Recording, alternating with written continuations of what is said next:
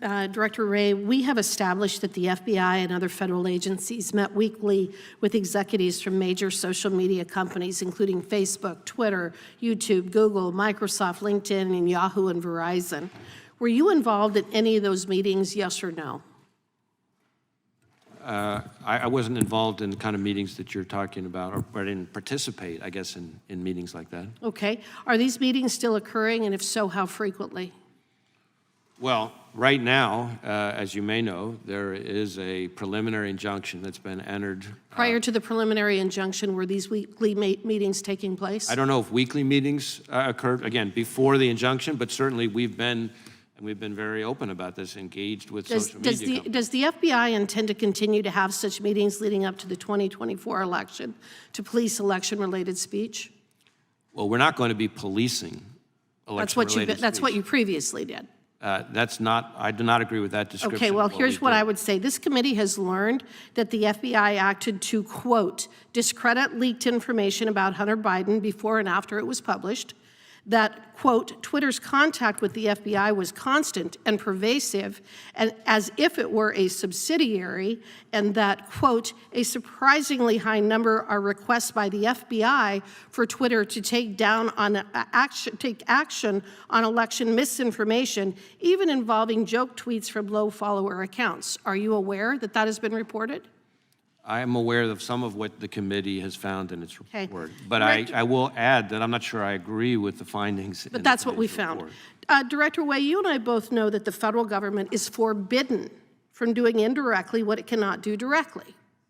In other words, neither you nor the FBI have any legal authority to circumvent the First Amendment by using a surrogate to do your dirty work. Yet that is exactly what you have been doing. The Bureau, under your watch, has been using proxies to violate the First Amendment. Were you the person who gave the orders to use these social media companies to violate violate Americans' First Amendment rights? Again, I don't agree with your description of our engagement with social media companies. So who made the decision to use social media companies as a proxy to suppress the First Amendment rights of American citizens? Because I don't believe that's what we did. I'm not sure there's anyone that would have made such a decision. Do you really expect the American public to believe that you were not involved in the decisions related to using social media companies to suppress the First Amendment rights of American citizens? I can't help what people will believe or not. I can only speak to what the facts are. Was anyone ever fired or otherwise reprimanded for pursuing mass censorship? In other words, has anybody been held accountable for taking the actions that were described in the decision by the district court out of Louisiana?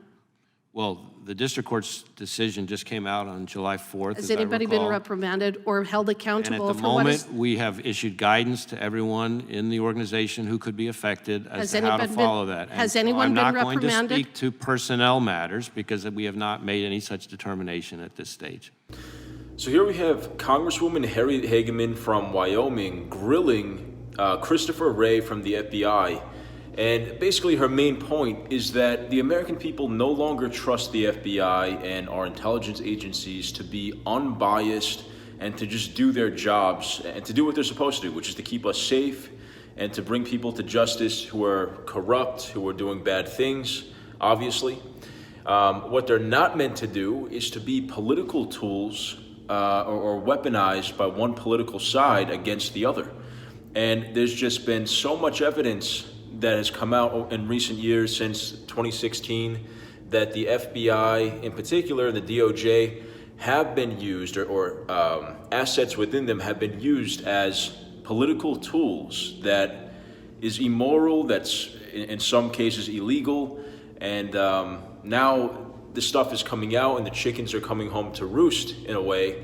And I hope that if that stuff is going on, that needs to be addressed. People need to be held accountable.